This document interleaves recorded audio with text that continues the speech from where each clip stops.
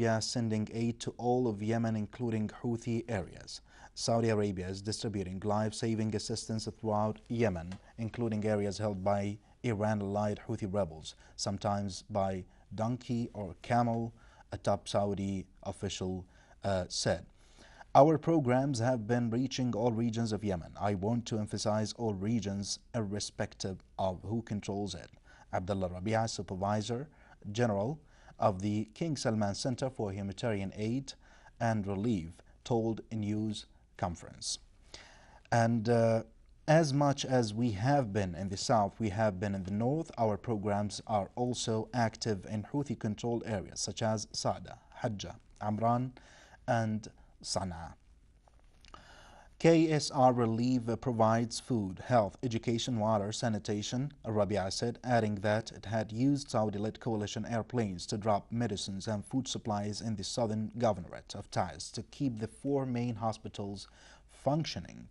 For the oxygen supply for the intensive care units, we used donkeys and camels to carry oxygen cylinders throughout the mountains. Rabia, a former health minister, backed proposal for independent monitoring of the rebel-held Yemeni port of Al-Hudaydah to ensure that commercial and aid goods enter freely. We would love to see neutral monitoring system that will allow the access of commercial and non-commercial items, especially a humanitarian one, he confirmed and said. Dear viewers, before we start our discussion with Dr. Hussein Lagwar, the political analyst, we would like to have this report.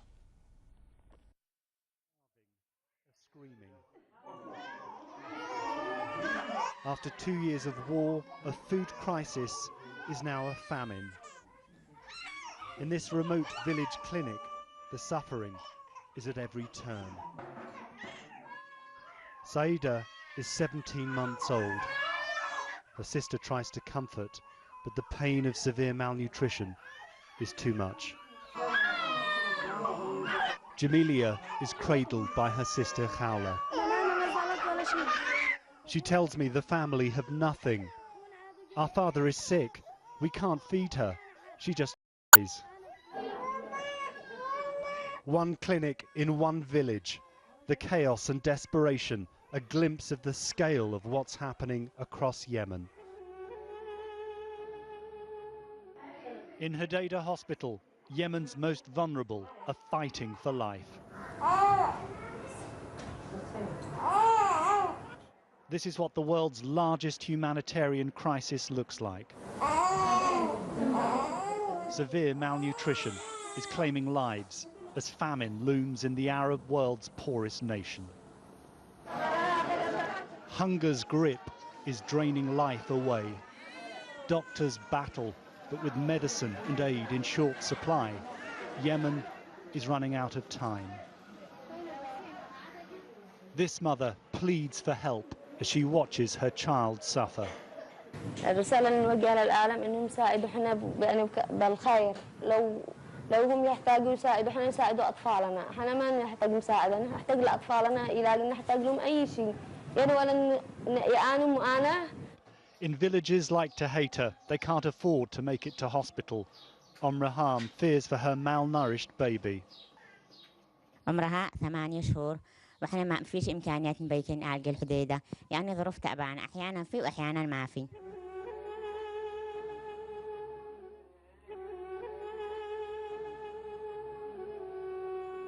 نطالب المنظمات والمجتمعات بالتدخل السريع من جهة التأثير والتجهيز المستلزمات الرعاية الصحية الأولية للطفل والأم لا توجد إنما توجد بنسبة ضئيلة جدا. Getting aid through is a major challenge. 2 years of war have taken a heavy toll. The UN says only 6% of the £1.7 billion it needs has been raised. Yemen's humanitarian crisis is man-made. As the world looks on, the parents of its next generation can only watch, helpless. The tears and anguish have no end in sight.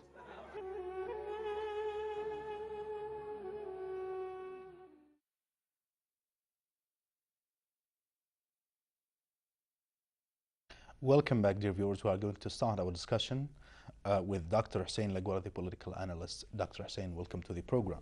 Welcome. Thank you. Dr. Hussein, Yemen is running out of time. 2 years of war has taken a heavy toll, according to this report. I wanted to emphasize on a very important thing when it comes to the seminars, the media campaigns. What do seminars and media campaign aim to do in Yemen, and how do their participation help to spread public awareness among people on who is the real enemy? Ramadan Mubarak. As we had said here many times and elsewhere, that the situation in the country has become catastrophic, either by the famine made by the Al-Houthi group, through the starvation of population, or through the now spread of epidemic disease and the mortality of this. For example, the last cholera epidemic disease was frapping the country, and more than 500,000 to 1 million people are subjected to this disease. I think there is really a crime of war in this matter in Yemen, especially when we know that these type of acts done by Al-Houthi, by starvation of these people, by hijacking the humanitarian aids came through Al-Hudaydah or through elsewhere, or directly from other area to the occupied land by Al-Houthi, and they are hijacked this aids to their people, to their fighters, to their militia. This really, it's a crime of war. I think the situation become really not just but we are when we are talking about 60 to 70 people of the population of the country is really under an insecurity nutritional level, and according to the standard, to the international standard. That's mean we are really on in a catastrophic situation. For that reason, I think workshop, seminars, congress, or all of these activities are trying to draw the attention of the people in the international community, in the international organization, non-government organization, United Nations, UNICEF, all of this, in order to help the people in this country. It is really something painful to talk about it when you know some of people known to us have been suffered, have been frapped by the famine. They are now really they fall down from at least intermediate level of class, intermediate class to poor class, and now after this war, and we know the dimensions of war, is the first victim of it is the population themselves, the poor population in this war. So you can imagine how many a million of people who are coming down from the middle class to the poor class, and this is increased need for helping the people, for providing even chance of facing the situation, either by providing immediate humanitarian aids or by creation of chances for them, or for job, in order to at least to get their independent in providing their family the normal life like other people. To afford the basic needs. Yes. That's great. What about the seminar that called on journalists, media professionals, actually that was held in Aden on Thursday, 29th of Sha'ban, which included reading of the economic study, reviews the catastrophic financial measures taken by the Houthi militias, and also called on journalists, media professionals, the media and social media to interact with the campaign and deliver their messages to the world. Do you think that this kind of campaign and media work meet the, let's say, the objective sought for? Well, any type of activity, of mediatic activity that will attract the attention of the other peoples, either by newspapers, by social media, يعني, can help at least to help to bring the attention of the other, or to the other countries, that we are in face of catastrophe in this country, that need the help of everybody. Not here the matter is not a political issue that we can take a position with or against. It is a humanitarian life, humanitarian situation that need every human being to be involved in it, whatever their political position, or religious, or race, or nationality. It's a matter of helping people in need of help. And I think this type of activity also, again, I want to repeat it, that might help to send a signal of warning to the international committee about the situation. And it is type of we can call it as assistant for these people, by making their question or issues in the front, the first page of newspaper, or the news, or of the TV, or in discussion, in seminars, in workshop, elsewhere in the world.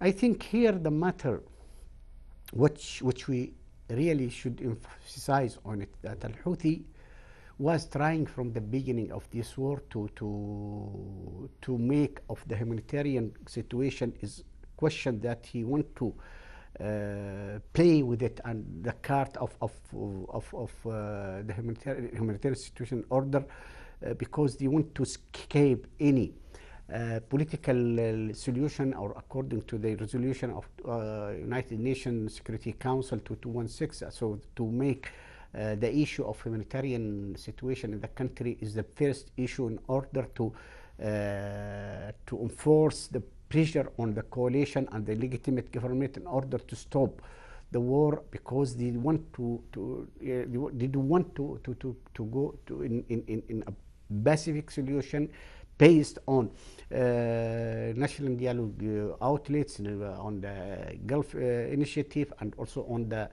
2216 resolution of Security Council. For that reason, they aggravate the situation by hijacking all convoys. Many convoys have been hijacked by Al-Houthi, and most of the humanitarian aids which was being sent to or even to Sana'a before the airport was being taken by Al-Houthi militia for their fighter and for their family, and they distribute according to the loyalty of the population in the area. Those who are loyal to them, they give them some part. Those who are against or have a neutral position, or they have they will get nothing.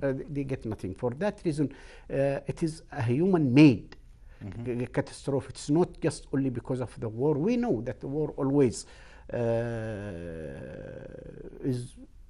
has its dimensions and consequences. Always there's problems, social, economic, at all level of the in any society frapped by the war. There's always a complication, at least in the refugees, the people lost their properties, they left their house, they are now in the camps outside their village, or outside their cities, and they have nothing, no leaving their belongings behind. Nothing. These things we have to put it in consideration always in the war. For that reason, I think we have to put this in consideration. We have to the war as it was being planned by the coalition forces and led by Saudi Arabia, was doing in parallel humanitarian aid, and the creation of King Salman Center was being created in the first days of the war in order to answer the needs of the people. And really, many people appreciate what they did with also the Emirati Crescent, Red Crescent, and also Kuwaiti Red Crescent, and other NGO from other countries. They have had help in the beginning, but the situation become more and more unfortunately, complicated. And unfortunately, even in the liberated area, the situation, okay, it is improved and better than in the area under control of al-Houthi, but also the situation really reflected the failure. I can say that here, I'm not going to hide anything here. The failure of management of and administration of even humanitarian aids, of rehabilitation of the institutions of economic project. So it is more complicated, well, in the Houthi area, but also in the situation in the liberated area. It's not that we can say it's not that good, to satisfy ourselves or to satisfy our what we think it should be there. For that reason, the country as a whole, is suffering of can say of catastrophe in front of everybody. It's not in need of only, okay, as I said in the beginning, the seminars, workshop will help, but that is clear for everybody who want to see the reality of the country. Excellent. Dr. Hussein, do you think that the same is being applied to the port city when it comes to al-Houthis exploiting the humanitarian situation there? Well, Al-Hudaydah port, as it is known to everybody, is the only port still under control of al-Houthi. And unfortunately, the maladministration or malmanagement of this port, instead of using this port for receiving all humanitarian aids, help, healthcare, material, all of this, al-Houthi use this port not only for that, not only to receive the aid, but also for smuggling of arms. And it is one of the financial source of them to finance their war, because to support their operations. They are using the money coming from this port by the customs, all this income coming from the port, not for improving the life of the people, not for their own for paying. interests. They are using it in very close cycle, for their own interest, as a militia, far away from the need of the other people. And the people now in Sana'a are suffering a lot because they didn't receive their salaries for a long time, and they cannot, for example, manage their family. They can manage their needs, basic need, because there's no money given by the Houthi. And unfortunately, the Houthi did not send this money to the central bank, in order the central bank can supply the salary of the employees in Sana'a and otherwise in the area of despite that, the central bank in Aden has sent millions of riyals for this area under the control of Houthi, but it is not enough to answer the needs, the basic needs of the people in this area. For that reason, really, I am warning here, it is not only the catastrophe, the economic catastrophe in the country, but also the social. When the poverty, what's the result of poverty? There's the crime, the prostitutions, all these type of things can appear in the society, and can share really the society, and the social tissue of the country will be destroyed if this catastrophe continue for a long time. And for that reason, I am still hoping that country of the coalition, mainly because they are more aware of the situation in the country, because they can help to help the country to get rid of this consequence of the war. That's great. Now let's move on to a very important thing when it comes to the relationship between Iran, Tehran, and the Houthi militias. How would you describe it, Dr. Hussein, after 2 years of war? Well, since the beginning, we say that Iran playing with them sectarial group in the Arab countries. And among this group is al-Houthi group was being manipulated by Iran just to put the country and put the region in peril of dynamite, you can say, and in order to it is their plan, it is their way of thinking. Iran has, believe me, if all these followers, what they think they are followers for Iran in the Arab countries, for example, either in Yemen, in Iraq, in Bahrain, in other Lebanon, they are killed or eradicated from their society, it doesn't mean anything for Iran. Iran has its own national interest and has its own national goals in order to achieve through these groups. Al-Houthi is one of group of this group that involved in the project, Iranian project, national project, Iranian national project, in order to achieve what they call the Faris Emperor. And you see, this is a part of their plan to dominate the area and to reverse the history before 1,400 years, when they were sharing the authority or the domination of the area of the Arab countries, Arab area, between them and the Roms from Rome. And this is really an illusion of the Iranian political classes, that they have the ability to that. But I think today the Al-Houthi will find himself isolated in the country. For that reason, he refused any pacific solution. Why he refused a pacific solution? And he is not interested of achieving.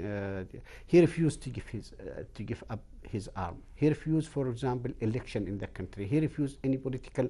Yeah, it is not solution. A solution. Why? Because they know they cannot survive without arms. They cannot get, if there is any election even in the country, they will never get more than 5% of their.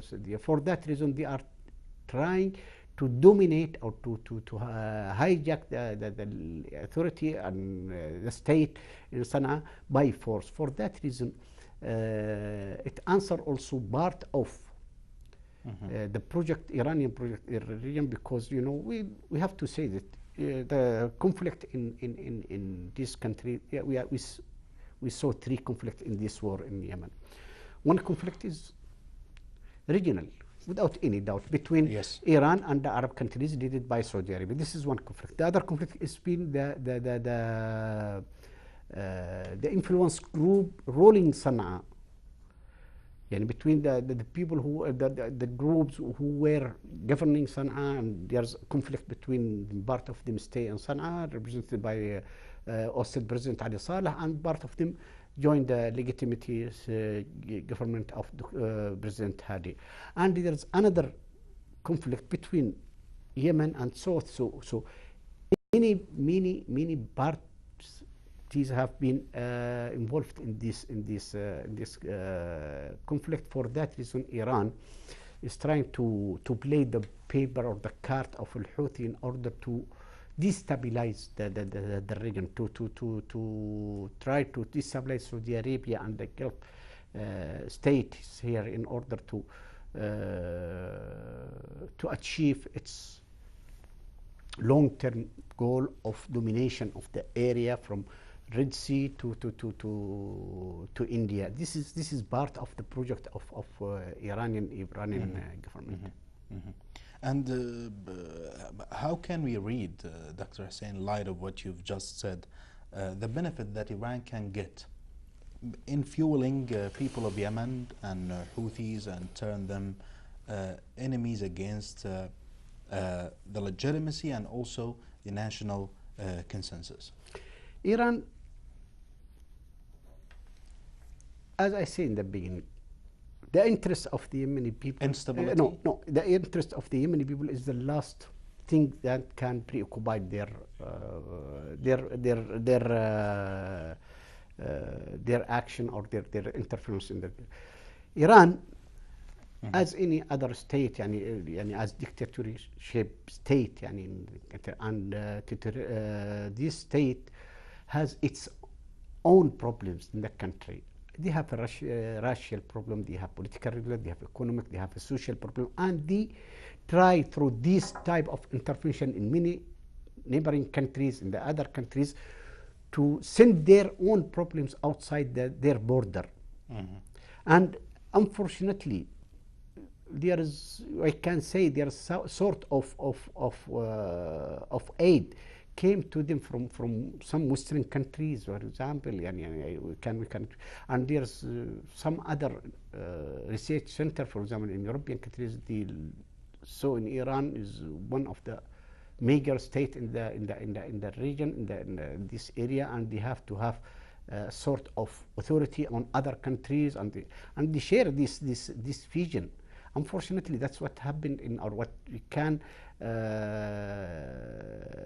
detect it from certain declarations of political people in the Western countries, and the agreement on the nuclear arm between Iran. This is one part of it. Give to Iran a lot of things without anything to take for the international community. And this sort of support, political support and strategic support, I can say, for them, give them this type of grandiose. They are trying to they are feeling that they are great in order to invade, to send their forces, their militia, their Revolutionary Guard to anybody in the country, to Syria, to Iraq, to Yemen, to Lebanon, to elsewhere. For that reason, I think we have to understand part of this interference in other countries is because they want, Iran after the war with Iraq in the 80s, they came to a result. They don't want any conflict on their border, so they have to send the conflict out and far away from the border, because their social social structure of their society is also being frapped by very difficult problem for them. Racial, there's the force only represent around 30% of the population of Iran. There's Arab, there's Turkmenistan, they are Baloch, they are Kurd, they are Indian, they are Turkmenistan, all.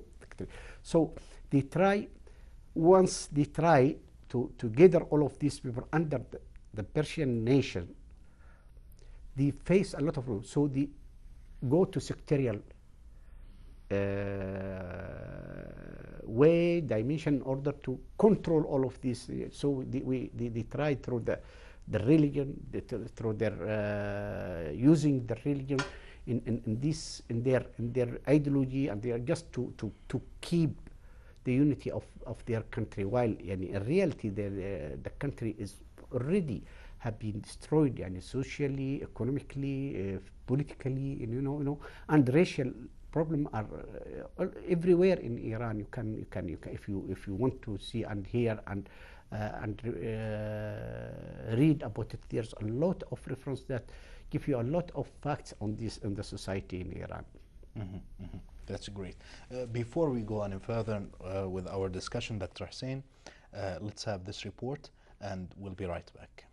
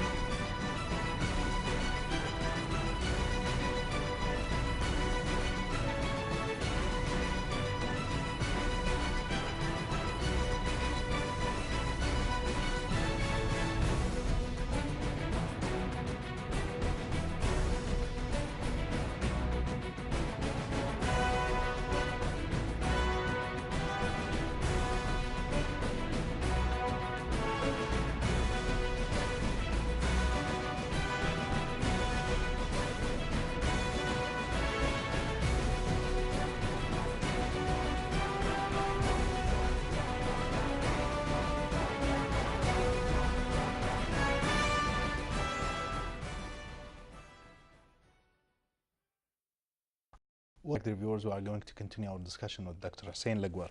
Dr. Hussein, we were talking about the the aims of Iran in the region, and you said that due to the difficulty Iran faced, they are actually exporting destruction to the region in the Middle East, including Yemen. Uh, but if we look also at the vulgar acts done by Houthis, for example, emptying the public treasury from the foreign exchange reserves, plundering of state revenues, and the various production sectors, governmental and private, wouldn't this action lead to the great collapse of the economy? And why Houthis are doing this? Well, the economy is already collapsed. We are not waiting Yes, for already the, it is collapsed. the economy of the country is Why already they collapsed. did First this of kind all, actions? those people came from mountain. They are not from, you cannot say from civilian people, came from cities or with high education, with civil behavior, with civilian behavior. They came from India, and they found themselves in governing state institutions completely. Among this is treasury, the bank, the central bank, and I think it is part of it can intentionally have been done to collapse what was remaining of the institution of the state. With the even the ex-director or the ex-president of the central bank was trying to keep at least the central bank out of the influence, but he couldn't until the empty the whole the bank from the resource completely. For that reason, they shifted the central bank to Aden in order to be under control the legitimate state, and we know how much certain countries were against the delocation of the central bank from Sana'a to Aden, because they want Al-Houthi keep this card in their hand. Part of it, because they are in hunger of money. You cannot believe what we read in social media and some newspaper and some news sites, for example, about the first and second class of Al-Houthi leader, how much they became, after 2 years they became having villa, cars, situation. They travel, their family, they send their family outside the country for study, for living, out of the what they call it, the pressure of the war, and they are getting million and million of money from the public money itself. For that reason, as I said, it's part of it because they are in hunger of this money, and the second because they cannot handle the institution of state. For that reason, we see all of these complication of their management of the institutions, of state institution in Sana'a. For that, I think unfortunately also the legitimate government, I can't say they didn't also do good in order to compare. For example, we were waiting or looking for seeing the liberated area more advanced, more quietly, and there's economic booming in this area after 2 years of liberation of this area. But unfortunately, the corruption, the maladministration, the failure of ministers, the failure of the government didn't achieve a lot of things for the people in the liberated area. For that reason, even Al-Houthi themselves, they are saying to the population, look what they did for the other people, while they are less density of population in the liberated area, and comparing with the population in the area of Al-Houthi, which is more populated than the other region. For that reason, I say it is maladministration, really maladministration by Al-Houthi intentionally, and by the legitimate government, because maybe the ability of certain of their responsible are not to the level of the need of their job to do. For that reason, we have to acknowledge that, admitted that the situation in the country did not herald by any hope, at least for the foreseen time, the future. We are waiting, just we don't know, people are just waiting that their destiny like this. They can only ask, pray for good to help them, nothing, but hoping that thing will be changed by a way or another, or this war will put an end for this code dita in Sana'a in order to pass this humanitarian this humanitarian catastrophe in the country. That's great.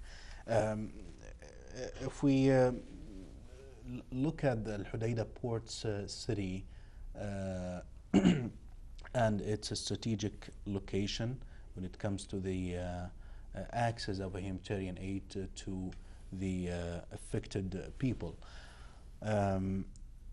The Kingdom of Saudi Arabia, the Arab coalition led by the Kingdom of Saudi Arabia, called on the United Nations in the past to supervise Al Hudaydah port city. Do you think that this is because the Kingdom of Saudi Arabia, including the Arab coalition countries, are trying to actually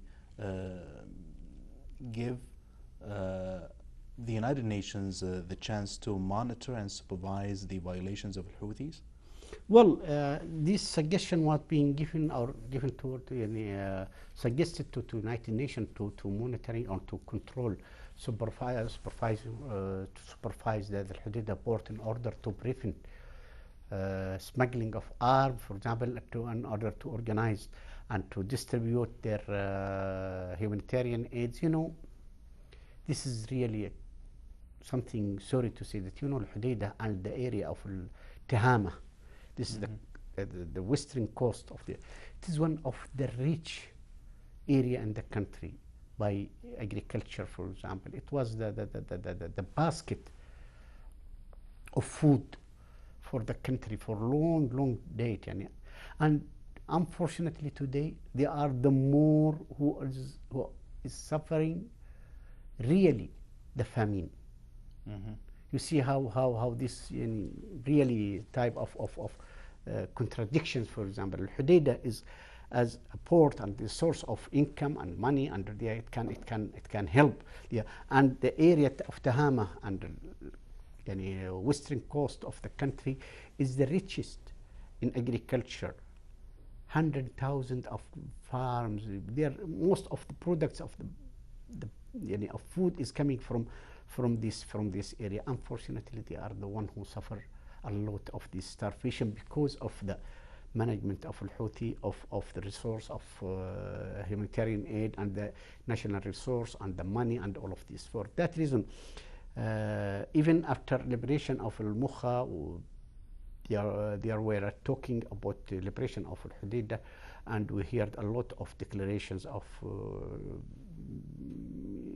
United Nations, not United Nations. And but Dr. Hussein, this wouldn't happen if Al-Houthi militias refused to hand over the management to the United Nations. Well, this is one of the political game, we can say. As I said, there's a number of countries. Despite that, they say that they respect the United Nations Security Council resolution, but in fact their handling of their political toward Yemen and the conflict in the region did not reflect really their commitment to the resolutions of United Nations. You can notice that they are by a way or another trying to keep Al-Houthi alive, either politically or economically or militarily. They know in advance that this port of Al-Hudaydah was used by Al-Houthi for smuggling arms, and they know, and some of the ships come from the center of United Nations and in Djibouti was the arms smuggling from there in the sea, and they cannot do anything. So for that reason, Saudi Arabia and coalition country was suggesting that United Nations supervise in order to make them responsible directly for any smuggling of arms and directly for distribution of humanitarian aid. They refused, and they didn't want the coalition forces to go in advance or toward Al-Hudaydah. At the same time, that's been a sign for Al-Houthi. There are some countries who are backed you and don't give up, don't go to Pacific solution, don't go to accept any initiative to stop war, because one day this country will fed up with the continuance of the war, and they will accept your business as you are like this. For that reason, we have to understand the game.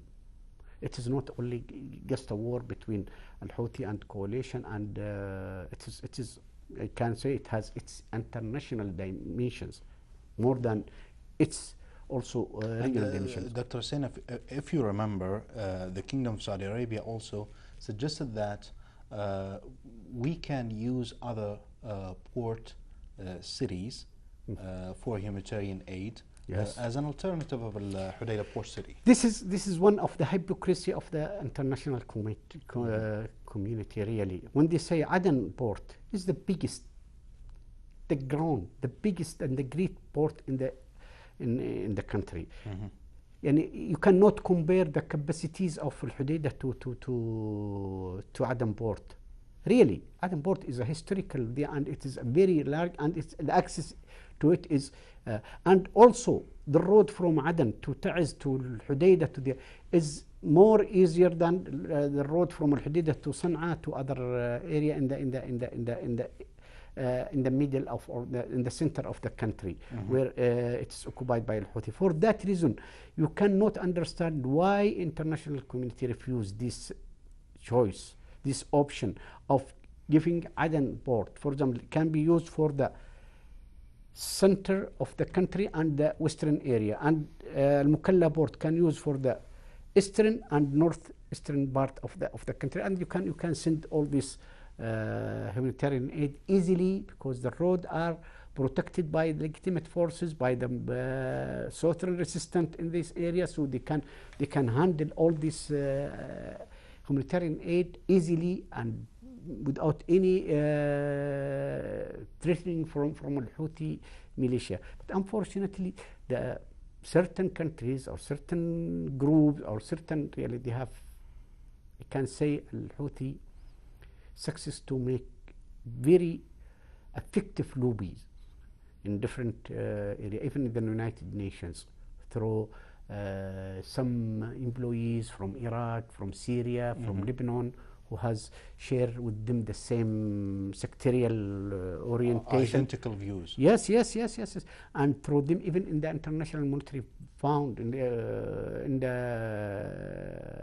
International Bank, all of the presence of these people from certain countries sharing Al-Houthi the same sectarial background has affected the resolution or the decision of this institution. For that reason, a lot of things to be done in front of us in order to overcome this crisis in the country, not only for the benefit of the population, but also for the future of the people of this country, because we cannot continue struggling years and years just living in a situation of war, because at the end of the day, one day we have to this war, its effect will spread to other areas. So for that reason, we have to either to finish with this war, either military and end everything, or to find a solution that really prevent more and more of the catastrophic dimensions of this war. You said earlier, Dr. Hussein, that the Houthis cannot give up their weapons, cannot go actually and be involved in any political solutions, and they cannot cut the relationship with Iran, because it means their end. On the other hand, the Arab coalition led by the government of Saudi Arabia is going to continue the military operations against them until they actually surrender. Well, let me say, if I'm in a position of a decision maker in Saudi Arabia, I will not accept to have a group like Al-Houthi, hundreds of meters of my border. This cannot be accepted. Whatever the price they have to give in order to face this group, either military or politically. For that reason, unless, I'm repeating this again and again, if we Al-Houthi did not give up and surrender the arms and accept to be a political fraction in the country as any other fraction and parties, no one will be safe. Even we in the southern part, why we are sharing or we are fighting today against Al-Houthi, not only in our area but beyond our area, because we know the danger, the risk that if Al-Houthi continue its political, we know the danger of Al-Houthi by its what do you call it, regional relationship, by its sectarial way of thinking. Those people think they are the only people who has the right to control the country, to rule the country. You cannot imagine, for example, a group of 5% of the population think they are coming from special race, that they are having the right to be a ruler. No one else out of this group of race have the right to be a president, or they have to control everything. I cannot imagine that 5% of population will control the whole country. No. Their danger, as we see it, for example, before the war, before the beginning of the war, when they performed a military maneuver on the border, on Saudi border. You see, many people forget this event, but we as a citizen of the country and also interested in the political situation, we really know the danger of Al-Houthi. So for this reason, I think we have not to give them any chance to survive with their military and political force in the country. Excellent. Dr. Hussein Lagwa, the political analyst, thank you very much for joining us. Thank you very much, Zain, and Shahr Mubarak once again. Thank you very much, Dr. Hussein.